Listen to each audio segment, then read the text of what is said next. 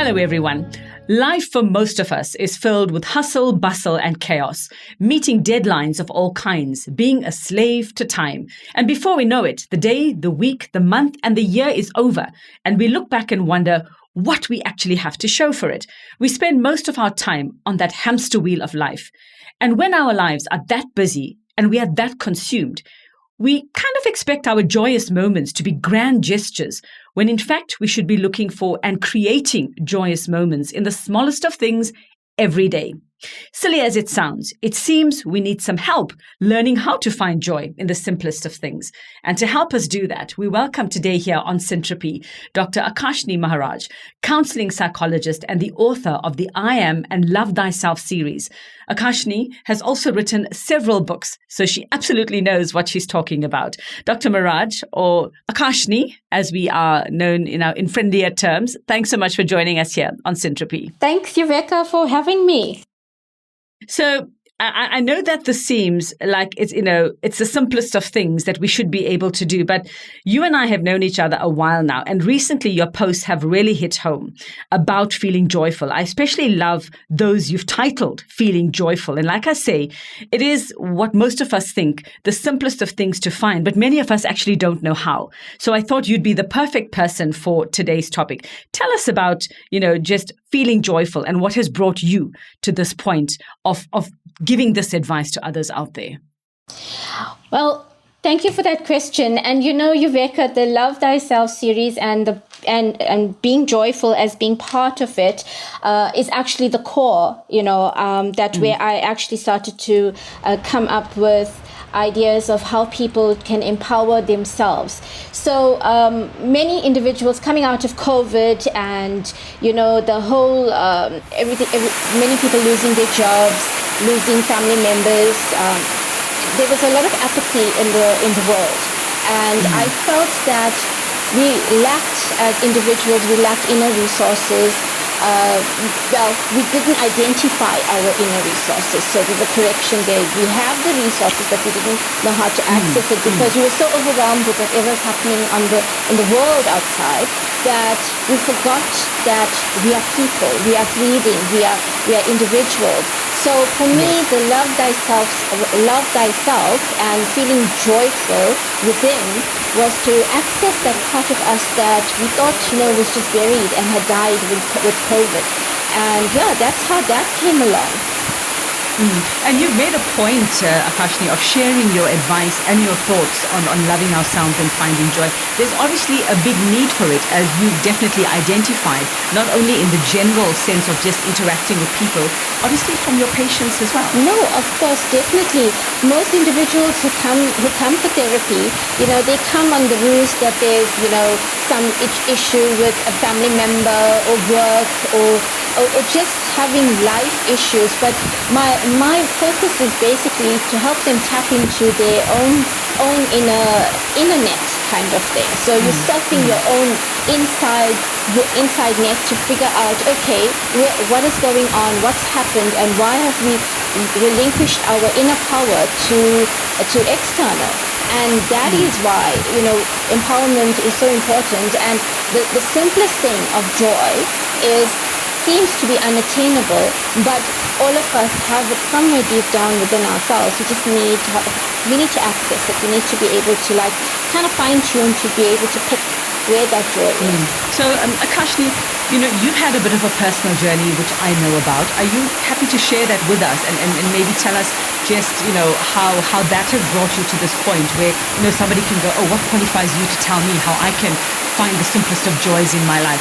And you've had that, sort of coupled with some health challenges as well. Are you willing to share with us what has brought you to this point and what your aha moments were? And when I say aha, I mean, we're not talking epiphanies, but aha in the terms of, dialing it down to find that simple joy, if that makes sense. No, of course, definitely. So the last, I think it must be the last 3 years, has been a very difficult, rocky road. So the first was COVID, losing lots of loved ones during that time and feeling very despondent. And, in the mix of all of that, when COVID hit, I had major break in there. My entire practice was wiped out. and having to deal with the fact that now there's no work, and then you've got to deal with all that is happening around you. Lockdown happened, and so one of those major things firstly was that loss of income, loss of control over my personal life. And then it was I think a year later I ended up with having a mild stroke, and everybody said it was relating to stress. I beg to differ, but I think it could be a combination of a whole lot of things. Everything, yes. But I had a mild stroke, but trapped in your body for like 25 minutes and not knowing whether you're going to come out of it or not. I had to access parts of me that I've been teaching all my patients, that you have this resource within you. You can fight this. You don't. So my motivation for wanting to get out of that trapped feeling for 25 minutes when I was having the entire left side of my body was numb, I realized that we have the power within us to be able to do it. However, at that point, I just needed to get out. I needed to get into a physical space that I could feel more in control of myself. And then that same year, I was bitten by a snake, and then it could not get any worse. Life could not get any worse than that. And then I realized that, everything was about helping me slow down. And I think COVID had taught me such important lessons, is that I needed to regroup. I needed to shut down. So all aspects of my life was being attacked, professionally, personally. And when I got to that place where I realized I've got to wake up, I've got to get moving, because now you're a therapist, and how are you going to give help to others when you really can't help yourself? Yeah. That's when I realized I actually did not love myself enough to put myself above everything else. And I think we've been taught as we've grown up, that put others first, others' happiness are more important. Yes. We are very, very far down on the priority list. And absolutely. And I think I was checking all the boxes about, like, I must be a good therapist, I must be a good wife, I must be a good mother, I must be a good, I must be just good at everything. Good daughter, everything. Exactly, everything. And then suddenly when I was completely debilitated, and everything had been literally stripped from me, to say that when you don't have your health, you don't have money, you don't have a business, you don't have anything else, what do you have left? And hopefully your sanity, but Akashni, I mean, I'm just thinking, you could have, life could have taught you those lessons without the stroke and the snake bite. I'm sure you could have done without that to actually get to this point. But isn't it amazing? And this just got me thinking that a lot of us wait for this major event to happen. And I'm not talking in a positive way. We have to hit some kind of rock bottom. Something has to go drastically wrong for us to actually get to this point where we have to look down to the simplest, basest part of ourselves and find those little joys. Why is that? Why is it that it takes that for us to come to this point? I think we are running a very, we're running a race. And we want to get to everything as fast as we can. We lose sight of everything else that's on the way. That whole saying is that life is a journey, but everybody is interested in the destination. And yes. I think we've all been looking at, where we want to get, our goals, our 5-year, 10-year, doing a strat plan in our head, what we want to achieve, our vision, our mission, all of these things. But at the end of the day, we're doing it for all the wrong reasons, for the external gratification, but we're not doing it. We're not doing it for ourselves. We're not doing it because, it's the right thing to do for us. These are the things that make us happy. These are the things that should bring you joy. These are the things that, matter to you. It just becomes very robotic, and we're continuing, as you said earlier, on the hamster wheel. Just going. And then when something says to you, forces you. And I do believe the universe gives you a nice kick up your butt when you don't know, when you're not listening. And I Yes. do Or when you believe... don't, yeah, when you refuse to listen, when you don't get the initial messages. Yeah? Exactly. And that knock on the door all the time of like, you know what, come on, you're suffering from burnout, you need to get a rest, you need to go for a massage, you need to just go and decompress, go to Yes. the beach or do something, but we just keep going. And I found that I think one of the things that scared me the most is that our days are flying, and Yes. I get up in the morning and then I realize it's late again, the next thought is that we are going to bed now and this day is over. And as I don't know whether others would feel this way, but I turned 50 this year. So for me, wow, happy milestone. For me, I feel like, if your days are flying so fast, what have you done?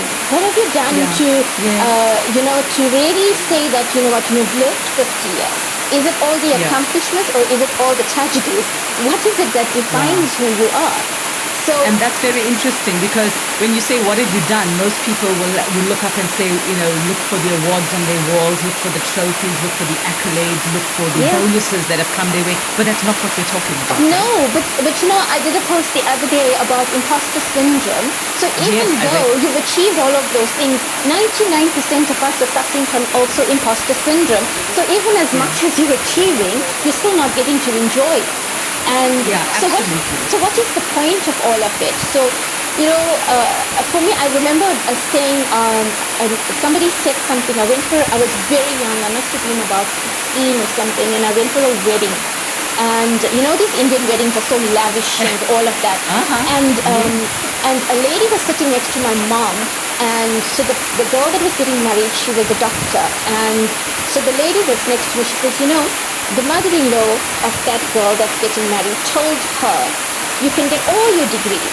Your degrees is worth nothing in my house except put it into the toilet if you want to, if that's important to you. And I was so devastated. I was thinking, she worked so hard to get this, and she's not going to do anything with it. But only later on in life did I realize that mother-in-law probably had the right idea in terms, but just executed it incorrectly. Yes, Very badly. As most mothers-in-law, shame, I'm joking. No, they don't. But you're right. I mean, the idea was you can have all of that, but what quality of life does it actually bring you, I suppose, is the message. And Akashni, generally, those of us who are, whether you're working, whether you're a stay-at-home mom, which for me is a harder job than anything else, are we in the habit of just slogging away, and then we save for that one big break that we give ourselves in the year, whether it's a July holiday, whether it's a December holiday, and often we are so exhausted and stressed, and we're so moody, and many of us actually get sick in those first few days of our leave, that when it actually comes, we actually suck the joy out of that time. And I don't know if we need to move out of that mindset where we look for that one big reward at the end of the year, or at some point in the year, rather than rewarding ourselves almost every day. I learned that the hard way, because through a snake bite, yes. And our children, I remember at a holiday, my children were so miserable because we had all these things, go here, go do this, do that. So what was the point of a holiday? Is it just to go and, go and tick all your boxes of all the destinations you want to see? Or is a holiday is a time for you to regroup, to reevaluate, and, relook at what life is? And that's when I realized your holiday should be every single day. And every single day. It sounds crazy, and people think, oh no, we have to schedule time, we have to schedule like a half an hour for all of that. For me, the holiday, the reset mindset is that every day I need to take at least half an hour to walk outside. I need to do something that is not the hamster wheel. I need to jump off the hamster wheel, and I need to go and recharge. I need to go and look at the birds. I need to have a cup of coffee or tea or whatever it is. I need to just be out there and with nobody else around. And we underestimate the power of just that, even if it's just that half an hour. But, exactly. Akashni, what, those who don't take that time, where we're not looking, just creating those little moments of joy for ourselves and happiness, what is it actually doing to our quality of life? What is it doing to our emotional and spiritual well-being? And even as far as our physical health, I mean, look what happened with you when you talk about that stroke. Exactly. And also, what is it doing to our relationships? Let's just go firstly to our quality of life and that emotional and spiritual well-being. We're running on empty. We got nothing to give. And spirituality is not religion. Spirituality is about how you take care of the energy that lies within you. And if you are not in that space where you're refueling, and refueling is about doing the little things, just the little joys that come in your day, you're going to be depleted. You've got nothing to share. And remember, we are social beings, so which means every person we come in contact with, we're either sharing energy or we're giving energy, because somebody is always somebody is more depleted than you. You'll be very hard pressed to find somebody who has a lot more energy than you. Absolutely. So that's what I'm saying. So we need to understand that it affects us in such profound ways, that not having enough energy, it changes us so profoundly, and it affects all aspects of our life. We tend to steal from one and to give to the other, and eventually there's nothing left. And that's how it affects us, affects our life, our daily living. Yeah. And let's talk about our physical health. I mean, you had that experience and that made you slow down. But if we don't take these moments, and most of us know this, most of us know that we're putting ourselves at risk, but it just seems like we brush it aside and until we actually get sick or end up in hospital. No, of course. I'm very bad at that, with the whole exercise, gymming, all of those things. But, I read a post, I think it was on Facebook, and a young man was taking his 75-year-old mother to travel with him throughout India. And so I read that, and I was reading about the 75-year-old, and she, what her secret is? Her secret is that she walks 45 minutes every day. And 45 minutes of walking is just around her home. It's nothing major, That's because the son said that she had more energy to travel and to do things than he did. And he was like 20s, 30s, early 30s or so. Yeah. So what we're saying is that, we look at taking care of our physical body as this thing that we have to, it's like a big mountain that we have to climb. But there are very simple things that we can do. Absolutely. Even while you're sitting at your desk, instead of sitting on a chair, you use those ergonomic, chairs that help your back and that help you, keep fit, keep energized. So you're not like slouching. So there's simple things that can happen in everyday life where you don't have to allocate half a day to go sit in a gym. Yeah. Or spend half your salary, because many people think that finding joy or creating it has to come with a hefty price tag, or it's actually not worth it, when in fact the opposite can be very true. It is. And there's joy in every single thing that you do. When I started to think about my mortality, I realized that, that holiday that we want to go to, ticking all the boxes of the destinations you want to visit in your lifetime, that's not joy. That's work. That is work. Yes. That's not a holiday. That's not relaxing. That's not a holiday. No. What's joy? Joy is getting up in the morning and to be able to sit out while the sun rises. Yeah. And to be able to figure out what you're going to do in that day. That's the joy. Yeah. A joy is about having your favorite beverage, sitting with it and just enjoying it. What I love about the American TV is that, at the end of a day, you'll find these high-powered individuals. They'll go and sit and watch the skylight, and they'll have a whiskey in their hand. Yeah, absolutely. That's a joy.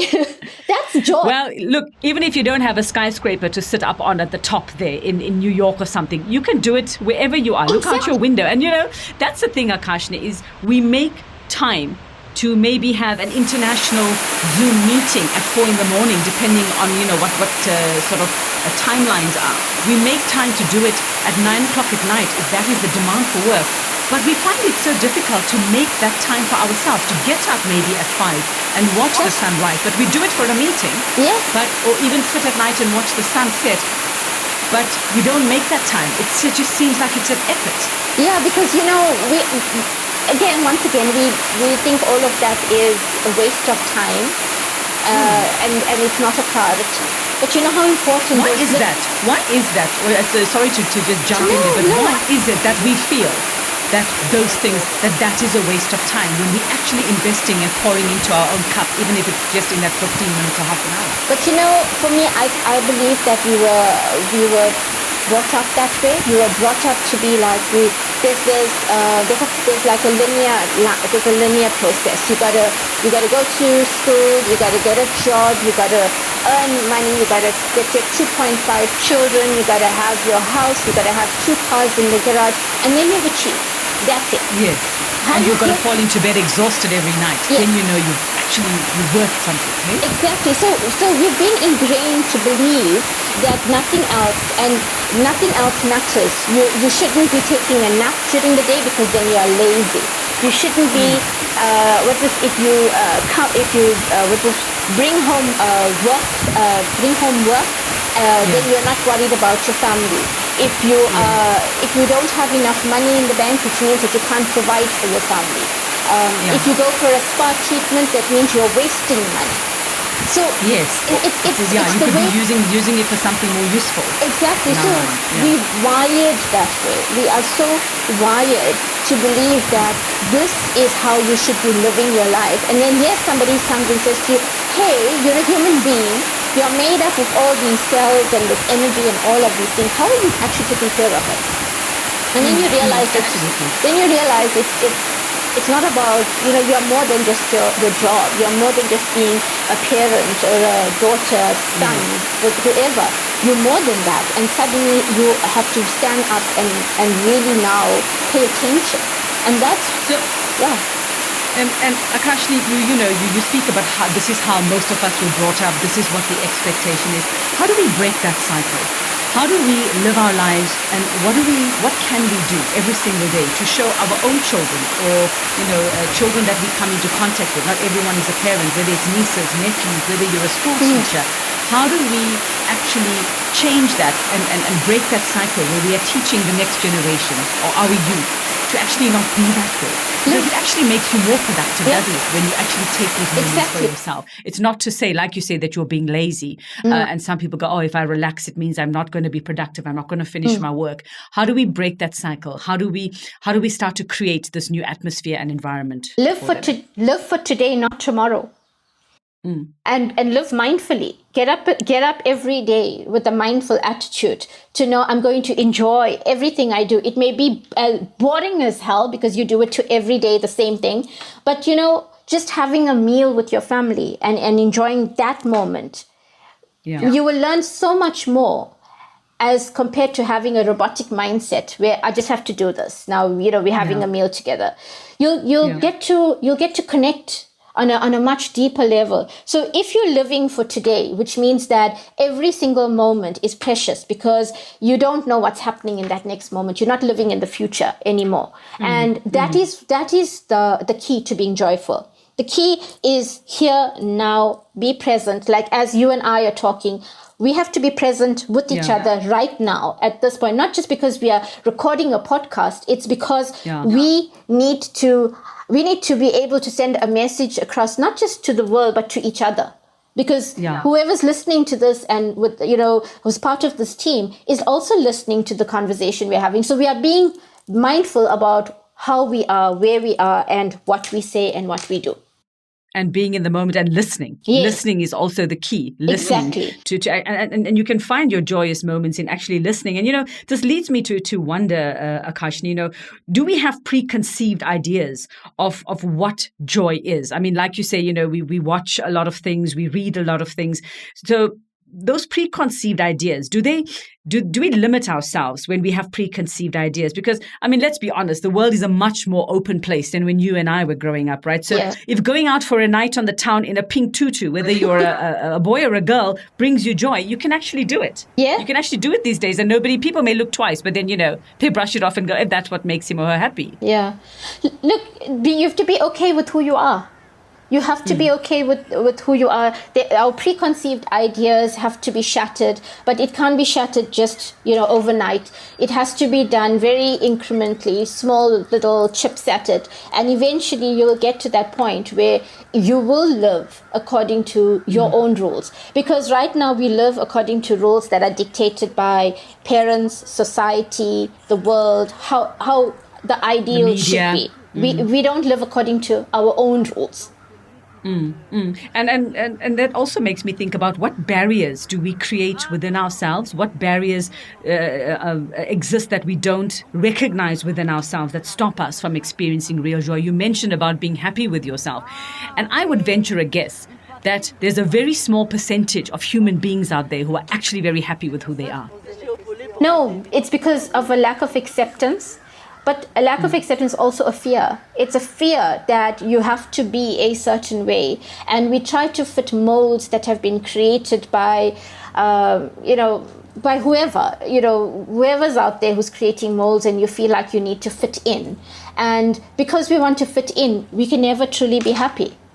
Because we are fitting somebody else's ideal. We are fitting into somebody else's expectations. And way of life. We're not creating molds for ourselves.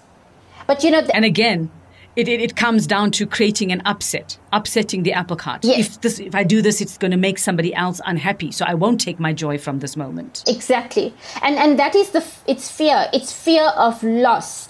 And, loss is not just loss, through death. Loss is like a loss of a relationship, loss of love, loss of acceptance, loss of acknowledgement. So we're afraid of all of that. But if we truly, live in that space where, you're equanimous, I'm neither affected, whether you love me or you don't love me, I'm still the same person. And you live within that nature of you. Relationships, everything is so blissful. Yes, relationships, like you say, can be blissful if we let them be and if we let ourselves be. And that is the thing. We hold on with such a tight fist to our own selves that we don't let ourselves go.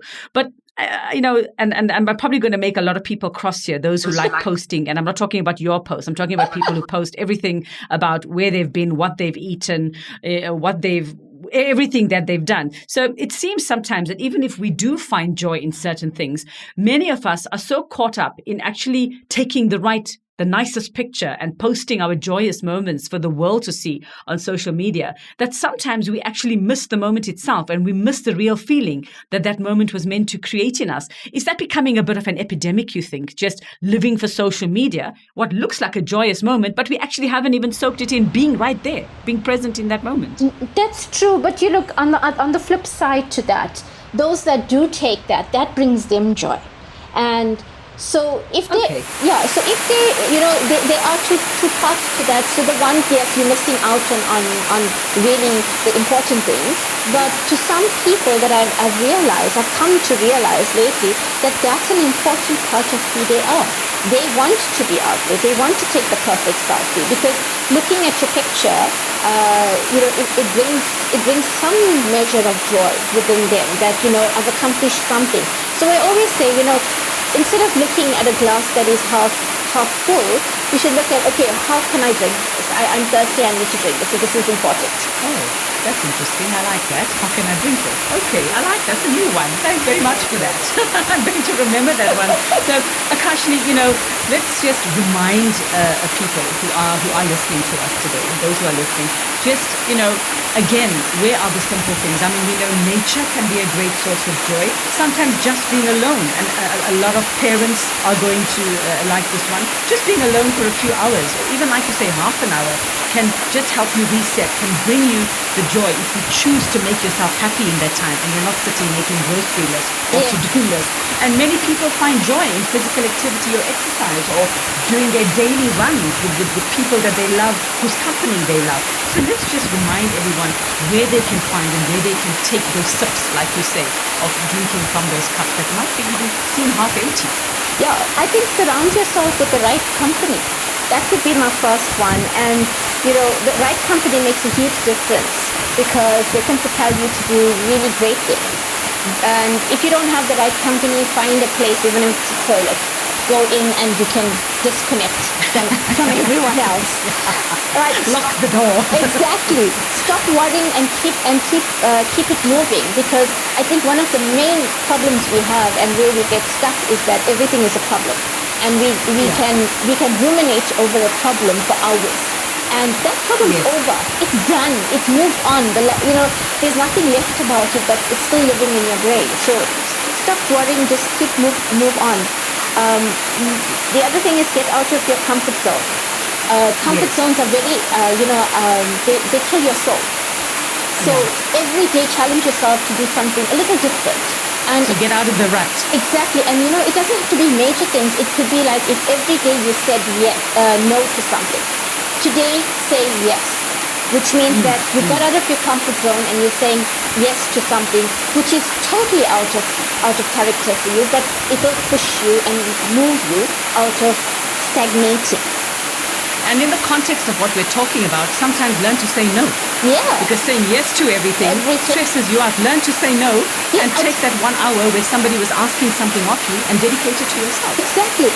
One of the things I feel raises a mood faster than anything is have your favorite feel-good song. If you if you could find the song that wakes up your whole being, play it. Yeah. Because in that 3 minutes that music is playing, the whole world goes to shut. They mean nothing. Yes. Thanks for saying shut, as opposed to what else I thought you were going to say. No. But if swearing brings you joy and no one is listening, that's what you need to do. But I always... Akash, yes. Just coming to that point about swearing, a lot of people are very, they very, let's just say they are groomed to believe that swearing is bad, right? If you swear people, it's bad. But a lot of people find that just having to say whatever they want to say in that moment within themselves, it's such a release of that tension. It's therapeutic. I find it very therapeutic, especially when you stub your little toe on that table and you go, oh, sherbet, that doesn't make you feel better. Try the nasty alternative. Sometimes it actually does make you feel better and you find some joy in that moment. The pain goes very quickly. People don't realize that. So I find that if you feel that that's going to work for you, then why not? Who's there to tell you that is wrong, because it works for you? As long as you're not hurting anyone. So I think just to wrap up, Akashni, for us, let's just remind everyone, what is the overall effect of finding those simple joys in your life on us personally, on our health as well, our well-being, and on those around us as well. Just taking all this advice that you've given us today, finding those simple moments. What is the overall effect for your life going forward from today, from hearing this and listening to this podcast? The overall effect is that you have a better quality of life, better relationships. You are in a better mind and heart space. And nothing will bring you greater joy than when your heart and your mind is aligned and you are living mindfully in this moment every day. Absolutely. And nature won't have to send you a snake to remind you, to bite you on the butt. No, but I said thank you. I said thank you for it. Yeah, okay. You're probably the first person. With regards to children, and yes, we want to live mindfully, but also joy comes from seeing the joy in your children's face. So holidays, if you have young children, it's important that your joy will come from seeing joy in them. And I think a lot of the time we have to go back to basics and maybe be like our children before video games and before they got their hands on cell phones. When they were little, happy to just be playing outside in the mud, getting a little dirty. Yeah. We need to get back to that point, don't we? We take that lesson from our kids. Exactly. And going back to that childlike part of you brings out a personality that is, untouched. And it's pure and innocent. And the more you get into that, even if you're running outside barefoot in the rain, that few minutes just will bring you joy. And I think, Akashni, I know we said we were wrapping up a couple of minutes ago, but I mean, we could talk about this forever. But as we come to the end of the year, and where most people think that, you have to have extravagant holidays, big presents have to be under your Christmas tree, let's just look at the alternatives very quickly. Let's remind everyone that it doesn't have to be that way. It really doesn't have to be something that comes at that cost. It doesn't have to be extravagant. I think throughout the year, listen to what makes your children happy, because sometimes the smallest things will make them happy.